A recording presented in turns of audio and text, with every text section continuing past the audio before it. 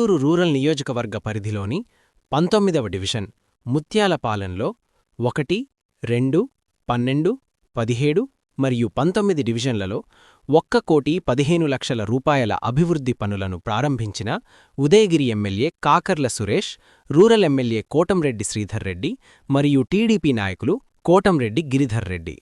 నా లక్ష్యం ఒక్కటే, నెల్లూరు రూరల్ నియోజకవర్గం అభివృద్ధే. Rural MLA Kotamreddy Sridhar Reddy. నిత్యం ప్రజల్లోనే ఉంటాం. కూటమి ప్రభుత్వం చేసే మంచిని ప్రజల్లోకి తీసుకొని వెళ్తాము. Rural MLA Kotamreddy Sridhar Reddy. సురేష్, నెల్లూరు జిల్లా తెలుగుదేశం నేతలందరం ఒక్కతాటిపై ఉంటాం. Rural MLA Kotamreddy Sridhar Reddy. నిన్న జగన్మోహన్ రెడ్డి గారు మాట్లాడిన మాటలు చూసి పిల్లలు సైతం నవ్వుకుంటున్నారు. Rural MLA Kotamreddy Sridhar Reddy. Nellore rural శాసనసభ్యులు కోటంరెడ్డి శ్రీధర్ రెడ్డి గారు నెల్లూరు రూరల్లో జరిగే అభివృద్ధి పనుల ప్రారంభోత్సవాలకు జిల్లాలో ఉండే శాసనసభ్యులను పిలిచి ఒక మంచి సాంప్రదాయానికి శ్రీకారం చుట్టారు. ఉదయగిరి ఎమ్మెల్యే కాకర్ల సురేష్. శ్రీధరన్న ప్రజలతో మమేకమయ్యే తీరు అద్భుతం. నాయకులకు ఉండాల్సిన లక్షణాలన్నీ శ్రీధరన్నకు ఉన్నాయి. ఉదయగిరి ఎమ్మెల్యే కాకర్ల సురేష్.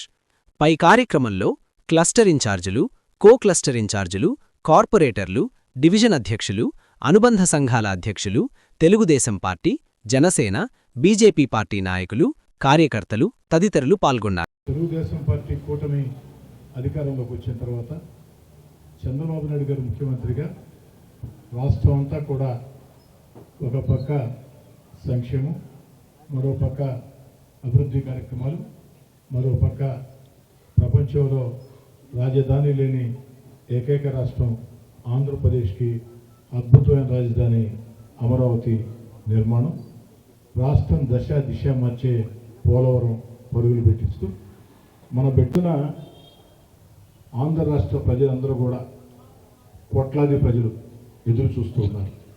భారత లోక్సభలో ఆంధ్రప్రదేశ్ శాశ్వత రాజధాని ఆ యొక్క బిల్లు ఆమోదం చరిత్రలో వజ్రాక్షరాలతో లిఖించదగ్గ రోజు. దేశంలో ఉండే అన్ని రాజకీయ పార్టీలు ఒక్కరు తప్ప అన్ని రాజకీయ పార్టీలు అటు అధికార పక్షం ప్రతిపక్షం తేడా లేకుండా విభజనతో నష్టపోయిన ఆంధ్రప్రదేశ్కి మేలు జరగాలంటే ఏకైక రాజధాని ఉండాలా, అది అమరావతి రాజధాని ఉండాలని అందరూ పార్టీలకు అతీతంగా ఒక్క పార్టీ తప్ప ముక్త కంఠంతో బలపరిస్తే దేశ ప్రజలందరూ కూడా హర్షాతిరేకాలు వ్యక్తం చేస్తే రాష్ట్ర ప్రజలు ఆనందంలో ఉంటే మన వైఎస్ఆర్ కాంగ్రెస్ పార్టీ రాష్ట్ర అధ్యక్షులు వైఎస్ జగన్మోహన్ రెడ్డి గారు యథావిధిగా మీడియా ముందుకొచ్చి మావిగన్ అని పెట్టుంటే బాగుండేదని.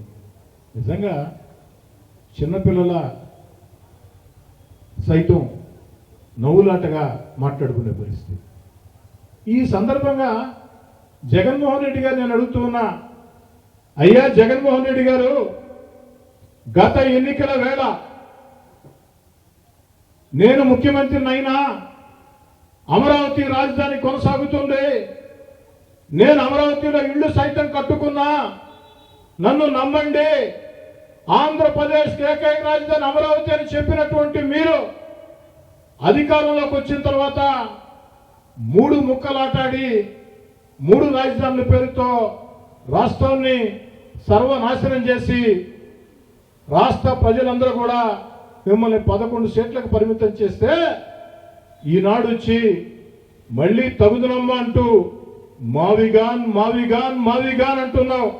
అయ్యా, ఈ మావిగాన్ మావిగాన్ మావిగాన్ అంటుండే నువ్వు ఆనాడు అధికారంలో ఉన్న వేళ 5 ఏళ్ళు మీరు ముఖ్యమంత్రిగా ఉన్న వేళ మావిగాన్ మీకు కనపడలేదా? ఆనాడు ఏమైంది మీ మావిగాన్? నిజంగా మీరు అధికారంలోకి ఉన్న వేళ ఆనాడు మావిగాన్ అని చెప్పి ఉంటే కాస్త కూస్తో మీకు ప్రజల్లో విశ్వసనీయత ఉండేది. అధికారంలో ఉన్న వేళ అమరావతిని 3 ముక్కలు చేసి దారుణం ఏమిటంటే 2014-19లో తెలుగుదేశం పార్టీ అధికారంలో ఉన్న వేళ చంద్రబాబు నాయుడు గారు ఆంధ్రప్రదేశ్ రాజధాని అమరావతి అంటే నిండు శాసనసభలో ఆనాటి ప్రతిపక్ష నేత వైఎస్ జగన్మోహన్ రెడ్డి గారు నేను బేషరతుగా మద్దతిస్తున్నానని చెప్పి, అమరావతికి వ్యతిరేకం కాదని చెప్పి ఎన్నికలు వచ్చినప్పుడు ఇళ్ళు సైతం అమరావతిలోనే కట్టా, నేను అధికారంలోకి వచ్చిన అమరావతి ఎక్కడికి పోదని చెప్పి అధికారంలోకి వచ్చిన తర్వాత 3 ముక్కలు చేసి రాష్ట్రాన్ని దివాళా తీయించిన మీరు ఈరోజు ఒక శుభం ఆంధ్రప్రదేశ్లో జరుగుతూ ఉంటే భారతదేశంలో ఉండే అన్ని రాజకీయ పార్టీలు అధికార పక్షమా ప్రతిపక్షమా తేడా లేకుండా ఏకతాటి మీద ఆంధ్రప్రదేశ్ ఏకైక రాజధాని అమరావతిని పార్లమెంటు సాక్షిగా బిల్లు పెడితే మీరు మీడియా ముందుకొచ్చి మావిగాన్ అన్నారే. అయ్యా, ఈ మావిగాన్ మీరు అధికారంలో ఉన్న వేళనుంటే బాగుండేది. ఇప్పుడు మావిగాన్ మావిగాన్ మావిగాన్ అని గావు కేకలేస్తున్న జగన్మోహన్ రెడ్డి గారు మీరు అధికారంలో ఉన్న వేళ మావిగాన్ ఏమైందని ప్రశ్నిస్తూ ఇప్పటికైనా జగన్మోహన్ రెడ్డి గారు పద్ధతి మార్చుకొని మీకెటు ప్రజలు ప్రతిపక్ష హోదా ఇవ్వకున్నా వైఎస్ఆర్ కాంగ్రెస్ పార్టీ ఒక పార్టీ రాష్ట్ర అధ్యక్షులు మీరు కాస్త హోందాగా బాధ్యతాయుతంగా వ్యవహరించాలని, బాధ్యతాయుతంగా మాట్లాడాలని, ఆంధ్రప్రదేశ్కి మేలు చేయటం దేవుడెరుగు, ఆంధ్రప్రదేశ్కి నష్టం చేసే చర్యలకి ఒడిగట్టవద్దని 5 ఏళ్ల పాటు ముఖ్యమంత్రిగా పనిచేసినటువంటి మీకు నేనిచ్చే ఒకనాటి మీ సహచరుడిగా నా సలహా, ఇప్పుడు ఉదయగిరి శాసనసభ్యులు ప్రియమిత్రులు కాకర్ల సురేష్ గారు మాట్లాడతారు.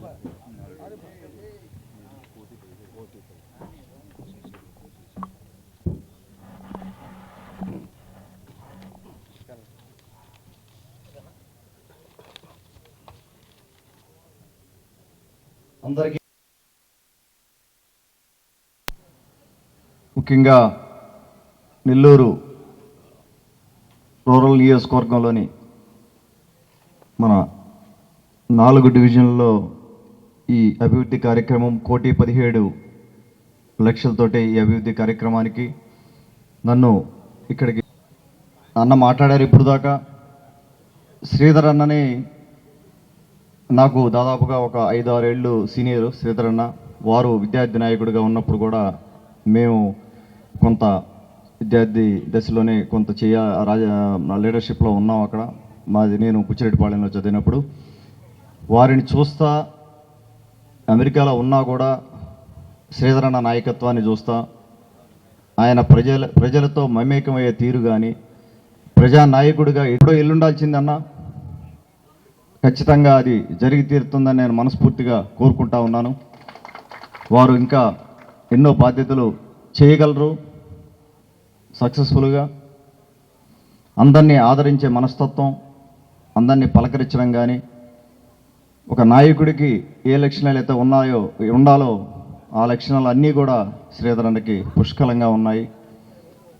అలాగే సోదరుడు గిరిగారు కూడా అన్న అడుగుజాడల్లో అన్న నాయకత్వం నుంచి నేర్చుకొని నాలాంటి వాళ్ళందరూ కూడా మన శ్రీధర్ అన్న నాయకత్వాన్ని చూసి నేర్చుకున్న వాళ్ళమే. గిరి కానీ నేను కానీ అన్న మాట్లాడారు. ఇప్పుడు దాకా అమరావతి గురించి మాట్లాడారు. ఈ రోజున ఒక చారిత్రాత్మకమైన రోజు. రాజ్యసభలో ఇంకొక 2-3 గంటల్లో బిల్లు పాస్ అవబోతా ఉంది. గౌరవ ముఖ్యమంత్రి శ్రీ నారా చంద్రబాబు నాయుడు గారు మార్నింగ్ కాన్ఫరెన్స్ కాల్లో కూడా చెప్పడం జరిగింది, ఒక ప్రోగ్రాం ఈరోజు చేయాలి, ఇది ఒక చారిత్రాత్మకమైన రోజుగా మిగిలిపోతుంది అని. అన్న చెప్పినట్టుగా మనం ఆలోచన చేయాల్సింది ప్రతి రాష్ట్రానికి ఒక క్యాపిటల్ ఉండాలనేది. క్యాపిటల్ అంటే ప్రతిపక్ష పార్టీలో కొంతమందికి దాని మీనింగ్ కూడా తెలియని పరిస్థితి. అంటే క్యాపిటల్ ఎందుకు ఉంటుంది, దానివల్ల ఉపయోగాలు ఏంది, అంటే క్యాపిటల్ అంటే అసెంబ్లీ పెట్టుకోవడం లేకపోతే సెక్రటేరియట్ పెట్టుకోవడం అనే భావనలో ఉన్నారు ఇంకా కూడా. ఇంత గ్లోబలైజేషన్ అయ్యి దేశాల్లో ఉన్న రాష్ట్రాలు డెవలప్ అయ్యి క్యాపిటల్ నుంచి ఒక గ్రోత్ ఇంజిన్ని బిల్డ్ చేసుకొని ప్రతి స్టేట్లో కూడా ముందుకెళ్ళే పరిస్థితి ఉంటే, ఈ రోజున దాని మీనింగ్ను కూడా కనీసం గ్లోబలైజేషన్ అయిన తర్వాత, ఈ టెక్నాలజీ వచ్చిన తర్వాత దాని మీనింగ్ ఏంటని తెలుసుకొని మాట్లాడాల్సిన అవసరం కూడా లేకుండా పూర్తిగా దాన్ని వేరే రకంగా మాట్లాడి అది క్యాపిటల్ అనే దాన్ని అవహేళన చేసే పరిస్థితికి తీసుకొచ్చారు ఈ రోజున. క్యాపిటల్ అంటే ఒక ఎకనామిక్ గ్రోత్ ఇంజిన్ ఉండాలి. మనం అనుకోవచ్చు అమరావతి క్యాపిటల్ పెడితే నెల్లూరులో కానీ మా ఉదయగిరిలో కానీ మాకేంటి సార్ ఉపయోగం, అక్కడెక్కడో క్యాపిటల్ పెడితే అని. అక్కడ క్యాపిటల్ పెడితే సంపద క్రియేట్ అవుతుంది. ₹1 సంపద బాబు గారు అక్కడ క్రియేట్ చేస్తే ఆ రూపాయలో 10 పైసలు నెల్లూరు జిల్లాకి వచ్చి పెడతారు. అసలు సంపదే క్రియేట్ చేయకపోతే యాడ్ నుంచి తీసుకొచ్చి పెడతారు. పొద్దుస్తమానం మనం అప్పులు చేసి వెళ్ళలేం కదా. ప్రతి స్టేట్లో కూడా, దేశాల్లో కానీ రాష్ట్రాల్లో కానీ ఎక్కడైనా కూడా ఒక బిజినెస్ గ్రోత్ ఇంజిన్ కానీ లేకపోతే ఎకనామిక్ గ్రోత్ ఇంజిన్స్ డెవలప్ చేయాలంటే క్యాపిటల్స్ బిల్డ్ చేసుకుంటారు. ఆ క్యాపిటల్లో వెళ్ళి మనం చదువుకున్న పిల్లలకు ఉద్యోగాలు వస్తాయి. ఇప్పుడు ఉదయగిరి నియోజకవర్గం ఉంది, ఇంజనీరింగ్ చదువుతారు, మంచి ఎంటెక్ కానీ లేకపోతే మంచి ఎడ్యుకేషన్ తీసుకుంటారు, పెద్ద చదువులు చదువుతారు. చదివిన వాళ్ళకి ఉదయగిరి నియోజకవర్గంలో ఉద్యోగాలు ఉంటాయా, లేకపోతే నెల్లూరు రూరల్లో ఉద్యోగాలు ఉంటాయా? వాళ్ళు ఉద్యోగాలు ఉన్న చోటకి వెళ్ళాలి. ఆ ఉద్యోగాలు మనకు దగ్గరలో ఉంటాయి. అమరావతి క్యాపిటల్ అయ్యి, అమరావతి డెవలప్ అయ్యి, రేపొద్దున వైజాగ్ ఐటీ హబ్గా డెవలప్ అయితే మన పిల్లలకి వెళ్ళి ఉద్యోగాలు చేసుకుంటారు. అక్కడ ఎవరి పిల్లలో కాదు కదా, మన పిల్లలే వెళ్ళి ఉద్యోగాలు చేసుకొని మన భవిష్యత్తు మారే పరిస్థితి ఉంటుంది. ఆ చిన్న కామన్ సెన్స్ అది కూడా అర్థం చేసుకోకుండా క్యాపిటల్ని మూడు ముక్కలాటలాగా మాట్లాడి ఈ రోజున మళ్ళా అమరావతి గురించి మనం ముందుకెళ్తా ఉంటే దాన్ని కూడా మళ్ళా అవహేళన చేసి ఏది పడితే అది ఏదో గన్ అని అదని దీన్ని ఏదేదో పేర్లు పెట్టుకొని అన్న చెప్పినట్టుగా చిన్నపిల్లలు కూడా నవ్వుకుంటా ఉన్నారు. ఈరోజు పేపర్ చూస్తే ఏంది అనేది అదే పరిస్థితి అయిపోయింది. తర్వాత అన్న మాట్లాడిన తర్వాత పెద్దగా నేను మాట్లాడేది ఉండదు. అన్న స్పీచ్ చాలా క్లియర్గా మీ నుంచి నేర్చుకోవాల్సింది చాలా ఉంది. నేను ఎప్పుడు కూడా వింటూ ఉంటాను మీరు మాట్లాడే విధానం కానీ అన్నీ కూడా మీ నుంచి నేర్చుకున్న వాళ్ళం మేమందరం కూడా. ఇంకా కూడా మీరు భవిష్యత్తులో పెద్ద స్థాయికి వెళ్ళాలని మనస్ఫూర్తిగా కోరుకుంటూ, ఈ కార్యక్రమంలో 1,17,00,000 అంటున్నారు, ఏమన్నా మాకేమన్నా ఇస్తారన్నా కొంత? థ్యాంక్ యూ అన్న. ఇది ఒక మంచి సాంప్రదాయం అన్న. ఇది అంటే తోటి ఎమ్మెల్యేలని పిలుచుకొని చేయడం అనేది నిజంగా మంచి ఆలోచన. నాది ఎవరికి వచ్చి ఉండదు నాకు తెలిసి.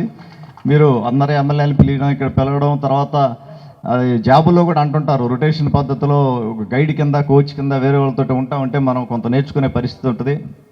నాకు కూడా కొద్దిగా మీరు సలహాలు సజెషన్స్ ఇస్తూ నన్ను కూడా ఆదరించండి అన్న. ఉదయగిరి నియోజకవర్గంలో నా వంతు సేవ నేను చేసుకుంటా ఉన్నాను. మీ సహకారం కూడా ఎల్లప్పుడూ నాకు ఉండాలని మనస్ఫూర్తిగా కోరుకుంటూ, అన్నదమ్ముళ్ళు ఇద్దరు కూడా, మీరు బ్రదర్స్ ఇద్దరు కూడా ఇంకా కూడా ముందుకెళ్ళాలని మనస్ఫూర్తిగా కోరుకుంటూ సెలవు తీసుకుంటున్నాను. థ్యాంక్ యూ అన్న.